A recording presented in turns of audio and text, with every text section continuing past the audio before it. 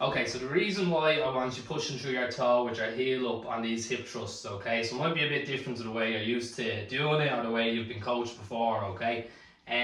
So a quick run through of walking gait, okay, so whenever you're walking, running, jumping, doing anything sort of athletic or movement wise, there should be a connection between your big toe and your hips and your glutes, okay. So when we're walking, right, there's a propulsion phase. So when you push off your back toe, off your back foot, your glute should fire, okay? So in all these variations, we have the heel up, we're pushing through our toe, and we're working our hip from there, okay? To build that connection between our toe and our glutes, and that's going to make you more functional, okay, in daily life, whether that's sort of at home with your kids walking your dog, or out playing football, or doing whatever you do in the gym, okay? And then just another quick run through, because you've probably been told all your life, all your training life, to kind of push through your heels, and why that's maybe not such a good idea.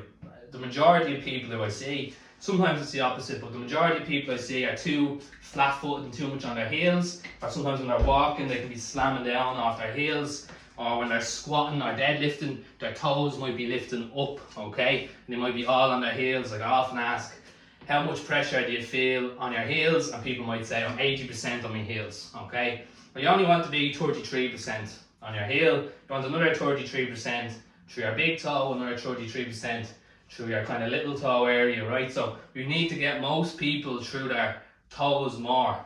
And I think where that came from is in powerlifting, when they introduced squat suits, okay? So kind of going back kind of whatever 30 or 40 years ago, people started wearing these squat suits, which were kind of elastic bands, and what they do is they'd sit back into the squat suit, okay, which was around their hips, and they'd sit into their heels, push their bum back as far as possible, and that would allow the elastic to stretch forward, okay, so they'd get more kind of propulsion from the elastic band rather than having to do it through their own body.